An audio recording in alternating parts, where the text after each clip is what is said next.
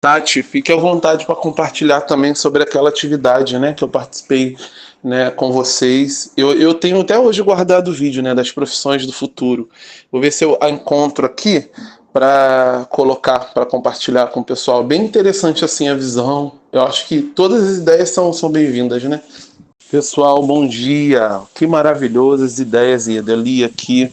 Olha, sensacional. Muito bom, né? Eu acho que a gente pode juntar, né, todas essas ideias para no dia 25, né, a gente está tendo assim vários caminhos e a gente poder já ir dando né, corpo, né, a todo esse emaranhado de ideias que cada um vem colocando. E essas experiências são que valem mais, né? Então fiquem assim, vamos refletir que nós estamos nessa comissão não é à toa. Nós temos uma missão, né, quanto educador, né, quanto provocador, que foi a palavra que a Ju usou ontem, né? Então a Adriana, que não teve assim a oportunidade de participar ontem, nós acertamos várias ideias e o que ficou combinado é de trazermos, né, mais dados sobre as gerações, inclusive apresentar as gerações dos nossos pais, avós, para que o jovem entenda o porquê do comportamento dos nossos pais. Se eles às vezes são rígidos ou têm determinados comportamentos, é porque a geração deles, né, ela foi desse jeito, né? Foi uma geração que teve também suas dificuldades. Então a ideia é nós apresentarmos, no primeiro momento, a nossa abordagem vai ser com a liderança de grupo horizontal, né? A gente vai fazer uma primeira abordagem e na sequência essa abordagem ela vai descendo para os membros e depois para os pais, né? Então aí primeiro momento é a apresentação, né? De uma forma lúdica, de uma forma, né? Não só explanada, mas também com dinâmicas, né? Então essa é a ideia, oficinas, tá bom? Então no dia 25 a gente encontra, mas o que vocês forem encontrando, eu acho interessante até ir colocando aqui, porque também vai ficando gravado. E eu vou tentar guardar tudo isso que vocês estão colocando numa pasta. Eu vou fazer uma pasta, né, no Google Drive, vou colocar todas essas informações, esses links, essas imagens, esses relatos, para quando a gente for analisar, a gente saber onde está todo o material, tá bom? Bom, primeiro eu quero, assim, agradecer profundamente, assim, essa oportunidade, né, de ouvir esse relato, assim, né, é uma gratidão que nasce na gente é, forte, né, dessa oportunidade de, como praticantes, assim, a gente criar mesmo a condição, né, de uma troca tão rica, tão profunda, né? Olha, Ieda, lindo demais, assim, sabe? Lindo demais, muito emocionante, assim, né? A gente é, saber da história de vida, né? Das pessoas e a oportunidade, assim, de compreender a grandeza que é, né? A vida da gente mesmo, nos nossos campos, assim, de missão, né? E assim, como você também disse, né? Essa coisa da nossa reflexão diante do Corronzo, de ter feito Daimoku, né? Pensando no que o Vinícius está trazendo, assim, dessa oportunidade que não é por acaso, a gente já sabe, mas é sempre bom lembrar, né? É, com certeza, isso é fruto de todo o desenvolvimento que a gente vem tendo, assim, nessa esfera de atuação do sensei mesmo, né, da educação como o propósito da vida dele, né, essa visão tão contemporânea sempre, né, do sensei de entender que a educação é a própria prática do budismo mesmo, né, e portanto é muito bonito assim saber de toda essa trajetória, sabe, Ieda? E o quanto dialoga assim com estradas paralelas da gente, né? É uma coisa muito interessante assim, como a gente, apesar de não se conhecer tanto, a gente vem de caminhos muito próximos assim, né? Na área da educação, na área da criação de valores, né? Esse interesse nosso de poder assim fazer essa troca, né? De humana mesmo, né? Acho que é humana mesmo, né? É, o encontro com essas vidas todas, né? Seja no ambiente da escola, seja em outros ambientes educativos, né, sociais, e a gente poder usufruir desse profundo, assim, senso de missão mesmo, né? Senso de missão. Então, puxa, parabéns, parabéns, parabéns mesmo, né? Eu aqui também, dentro das nossas reflexões, né, e ainda mais agora, vendo, né, tantas possibilidades, sabe, Vinícius, eu fico pensando no seguinte, né, essa oportunidade que a gente está tendo é uma oportunidade muito grandiosa mesmo, assim, né, poder criar a condição de acompanhar o desenvolvimento de crianças, de pré-adolescentes, de jovens, de adultos, junto com o nosso próprio desenvolvimento, né? Porque nada acontece de um lado só, né? Mesmo diante de tudo que a gente já tenha construído, isso que a gente vai fazer agora é novo, né? É novo, num momento novo, com novas necessidades e novos potenciais, assim, né? Que cada um de nós veio construindo dentro da própria vida, assim. Então, eu penso que é muito importante que a gente tenha um plano de trabalho. Primeiro, para a gente sair da cilada de atender somente demanda, assim. Eu penso que essa oportunidade que a gente está tendo é uma oportunidade muito duradoura, muito rica, né? A gente está podendo ver aqui nessa troca de experiências o nível de possibilidades que a gente vai ter de trabalho, né? De ação, de troca, de interação, aquilo que o Vinícius falou ontem, né? De não ter começo nem tem fim. Eu penso que dialoga diretamente com a necessidade da gente construir um plano de trabalho. Então, essa é minha primeira proposta, assim, sabe? Que a gente inicie esse processo pensando internamente na construção, na elaboração de um plano de trabalho, né? E, a partir disso, a gente vai agregando as ações e a gente vai entender que a gente vai poder, assim, mexer com elas como um Lego mesmo, sabe? Construindo à medida das necessidades e dentro dos nossos propósitos, dos objetivos que a gente tem a médio, a longo prazo, né? Então, minha primeira proposta é do plano de trabalho. E para que a gente consiga também usufruir ao máximo, assim, dessa elaboração, eu também gostaria de sugerir que a gente começasse pelo nosso Kyogaku, porque, acima de qualquer coisa, a vida de cada um de nós está tendo uma oportunidade, né? Por mais que a gente tenha, assim, o nosso conhecimento, a nossa vivência, a nossa expertise, e é bonito de ver o quanto elas são realmente próximas, né?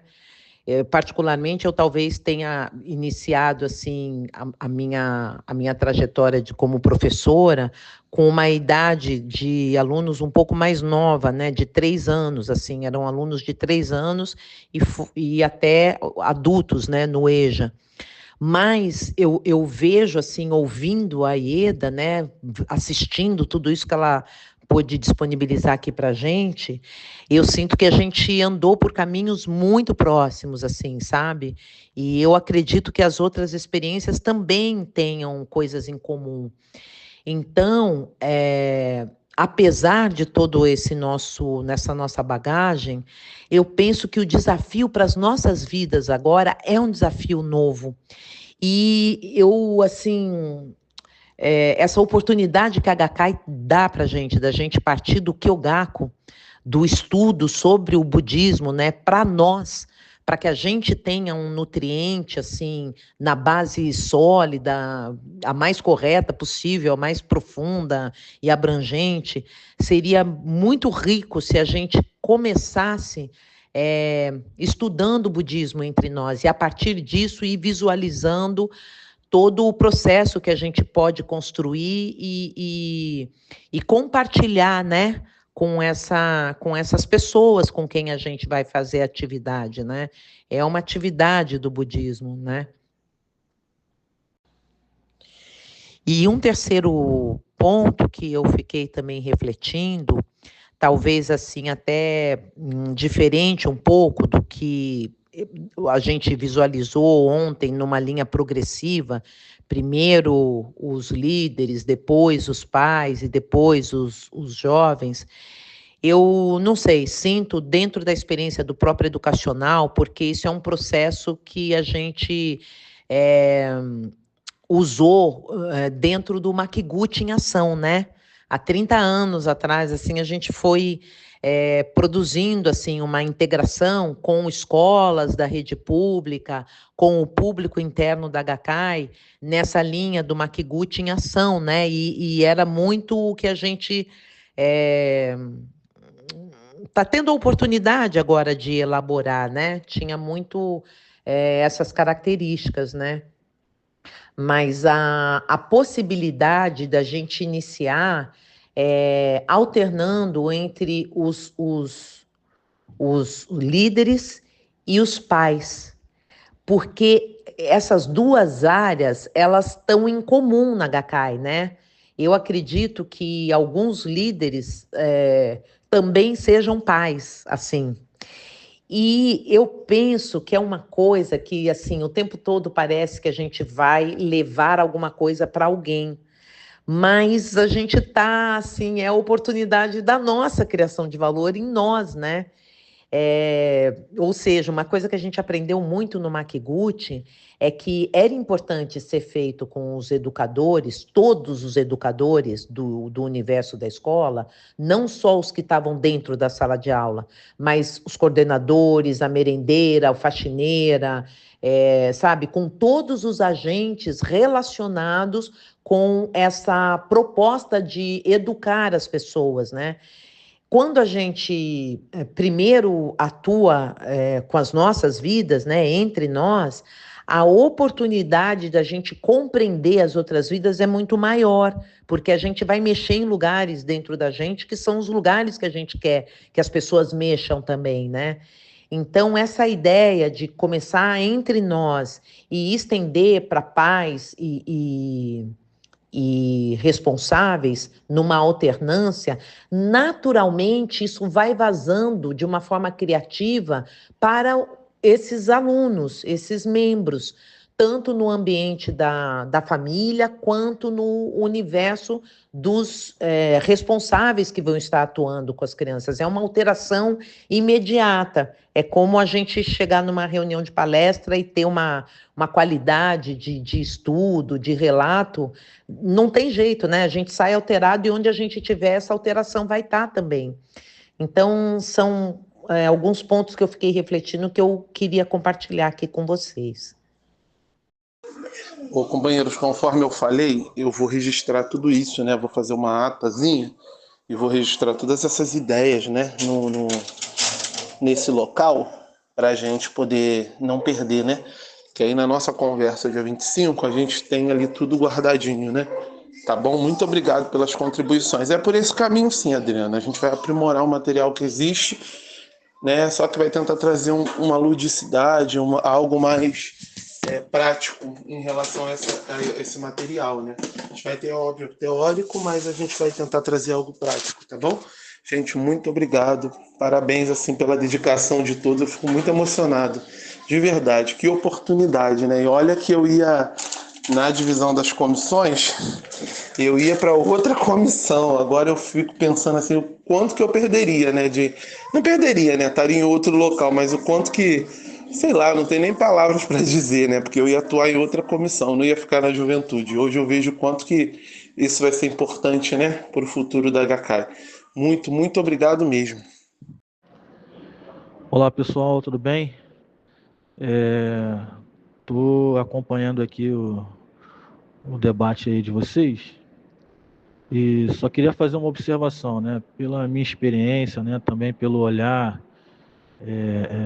como educador, né? E também como cientista social, né? Sociólogo, só uma contribuição assim que eu acho importante. Talvez vocês já estejam pensando nisso, mas enfim, acho que vale a pena contribuir. Quando a gente fala sobre gerações, né, a gente precisa considerar dois aspectos, né? Um é que quando se pensa a educação do futuro, né, ou em transformar a educação que nós temos hoje, né, com perspectivas para o futuro, ainda mais utilizando novas tecnologias, né, enfim, dando mais autonomia para o, né, pro educando, né, esse debate sobre é, é, é, o papel do educador no processo educativo, esse processo de transformação ele não é um processo que vai se esgotar em uma única geração, né? É um processo intergeracional. Então, é importante a gente buscar isso, né? Depois eu vou deixar aqui uma referência de um livro que eu li há alguns anos atrás, quando eu dei uma consultoria assim, para uma escola sobre essas mudanças, né, no processo educativo, né, na formação e atualização de professores, enfim, para ajudar vocês, né? Mas é isso, assim, a mudança na educação é um processo intergeracional, né? Então, é um esforço conjunto entre educadores e educandos, entre as gerações mais, né, mais antigas, entre aspas, de educadores e as mais novas.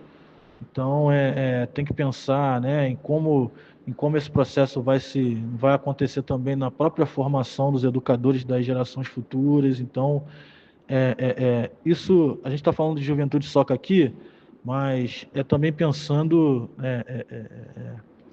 no conflito que existe entre as gerações dentro do próprio educacional. O outro aspecto que está relacionado a esse, né, é que a teoria das gerações da Soga Kai, né, é de que uma geração, né, deve superar a geração anterior, né? É o princípio do índigo, né, do azul mais azul que o anil, né, ou azul mais azul que o índigo, né? Se basear na prática da fé, né, no Daimoku, no juramento Seigan, no Shitei-fune, né, no estudo do budismo, né, na fé, se a geração, né, conduzida pelos líderes daquela geração, ela se baseia no tripé da fé, prática e estudo, naturalmente ela supera a geração anterior. Então não precisa fazer um esforço para, sabe, para tentar provar que é melhor do que a geração anterior. Então, quando se fala em juventude soca, porque a juventude soca é muito curta, assim, passa muito rápido, né? Então, como a gente trabalha os líderes, né? Até onde a gente consegue alcançar é muito rápido, assim. 10, 15, 20 anos passa muito rápido. Então, se concentrar em tentar provar que é melhor do que a geração anterior, perde tempo e quando vê, passou, né? Então, é, é, a gente também precisa, né, buscar essa teoria das gerações da Soga Kai, que tem como princípio isso, né? Cada geração sempre supera a geração anterior, porque se baseia na prática da fé, no juramento Seiga, no Shitei-fune, e nesse princípio de azul mais azul que o índigo, né? Então, como o educacional ele tem esse papel também de conciliar, né, a perspectiva, né, da educação, né, e da pedagogia com os princípios do budismo, né, isso é educação só, que a gente também tem que buscar esse princípio e, junto com toda essa pesquisa que vai ser feita, trabalhar essa teoria da geração da Soga Kai. E aí, assim, independente de qual perspectiva de teoria das gerações, né? Se vai ser uma teoria das gerações, né? Do senso comum, né? Mesmo que seja um senso comum acadêmico, né? Ou a teoria das gerações da Soga Kai, que o Toda Sensei e o Ikeda Sensei desenvolveram melhor, é importante deixar claro que toda geração tem um desafio, né, diante de si, que é romper com aquilo que não funciona mais das gerações anteriores, né? e tem uma perspectiva de futuro, ou tem uma utopia, né, que é uma perspectiva do que é uma sociedade ideal, né? E aí essa geração ela se esforça para romper, né, ou para quebrar, né, com essa realidade e construir uma realidade nova, né? E aí o que é importante assim a gente mostrar, né? Mostrar qual era o desafio de cada geração, né? Como a geração fez para poder vencer esse desafio, é, é, é, é, é, quais foram as inovações, quais foram as disrupções da geração, né? Qual foi o marco daquela geração, qual era o drama, assim, né? Qual o drama daquela geração? O que ela queria romper em relação à geração anterior, às gerações anteriores? O que criou de novo, né? E a partir daí o que se construiu. Então precisa mostrar isso, assim, né? Na geração, né, na geração Z, na geração dos millennials, né? Quais foram os desafios, o que construiu de novo, né? Qual era a perspectiva de futuro, qual era a visão de sociedade ideal, se conseguiu ou não conseguiu. Ai, muito bom. Ai, que bom que o Vinícius está arquivando tudo. A gente vai precisar visitar tudo isso, né? Todo esse universo aí. Mas sobre esse último áudio do Tiago, até porque, né, Tiago, dentro dessa lógica do budismo, primeiro que a gente vive uma época, isso é muito importante a gente datar, né? Segundo Nichiren, a época de Mapô, com base na avareza, ira e estupidez. Então, os valores essenciais que produzem felicidade no ser humano, eles estão muito invertidos, né? Não necessariamente eu fazer parte de um nicho, o meu posicionamento, o meu lugar de fala, não necessariamente ele vai produzir felicidade. Se ele tiver destituído de todo esse universo que você está trazendo para a gente, né? Esses parâmetros sociais, são parâmetros sociais, né? Então, isso é determinante, né? E uma outra questão é que, assim como o sensei aprendeu do Toda, fazer a sociedade que a gente quer, a Gakkai, a minha família e tal, passa pela minha revolução humana, por processos internos de revisão de comportamentos. E isso, claro, com base no imenso respeito pela dignidade da vida, mas é imperativo. E entender a função da Gakkai, né? A Gakkai é uma instituição criada para produzir valor e para estimular o tempo todo a nossa revolução humana.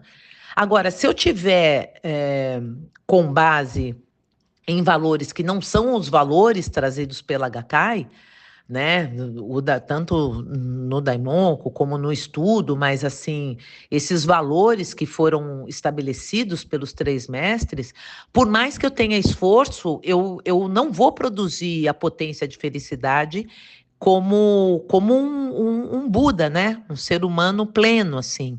Independente do que eu vá viver, eu vá passar, né? Talvez esse seja o nosso desafio maior, assim, trazer essa consciência, estimular o tempo todo para que eles possam usufruir do grupo horizontal, das reuniões, dos encontros, volte a se conectar com isso, porque o jovem ficou muito desconectado, né? Mas de uma forma consciente, né? E que na sua realidade de vida ele possa reproduzir esses valores e não os valores disruptivos da sociedade, né? Bem, é isso, tá? Pensem direitinho nisso aí. Eu acho que, além de fazer essa pesquisa sobre as gerações, que já está pronta, talvez só melhorar, talvez aprofundar na forma como as três gerações de Mestre Soka foram transmitindo, assim, né? Uma para outra, assim, né? O bastão do Conserufo, né? Makiguchi Sensei, para Toda Sensei, Keda Sensei, né? Essa experiência de 10 anos aí do Toda Sensei para o Ikeda Sensei na chamada Universidade Toda, né? Tem uma chave ali interessante que o Ikeda Sensei descreve muito bem ali no Diário da Juventude, né? Em várias orientações, né? No livro Minhas Recordações. Então tem um jeito ali de uma geração transmitir para outra que talvez a gente consiga pegar ali uma visão interessante assim de como funciona, do que tem que ser mantido e do que tem que ser mudado, assim, sabe? De uma geração para outra, né? Aquele encontro do Ikeda Sensei com o Toda Sensei, né? Ali no meado da década de 50, né? Quando ele manifesta a insatisfação em relação ao HK e aos veteranos, e aí o Toda Sensei fala para ele, né? Construa você a sua HK ideal, né? Acho que a gente está vivendo esse momento, né? Com a nova juventude soca, enfim, rumo a 2030, a gente está vivendo esse momento aí. E tem algumas coisas que são um ponto de alerta para a gente, né? Exemplo, né? A gente, às vezes, é insatisfeito com a estrutura da organização e como as coisas funcionam. Mas em 2007, quando o Ikeda Sensei enviou a mensagem para os jovens do Rio de Janeiro, do Discípulos Ikeda, ele fala que a BSGI, né, construiu a estrutura ideal do Conserufo, né? O que o Sensei quis dizer com isso, né? Será que é essa estrutura que a gente vê ou é uma estrutura invisível, né? Ele está falando dos fundamentos, dos princípios, né, das relações, né, entre veteranos e novatos, né? Em outras orientações, ele fala que a BSGI foi construída, né, pela boa relação entre veteranos e novatos. O que assim, você está querendo dizer com isso, né? A primeira geração da Soga Kai foi de educadores, né? Junto com o Makiguchi Sensei, né? E as gerações seguintes também foram de educadores, né? Então tem uns insights assim, né, das orientações do Sensei que a gente pode pegar, né? E talvez nortear aí as pesquisas, as conversas, né, os debates que podem ajudar a gente a construir algo legal aí.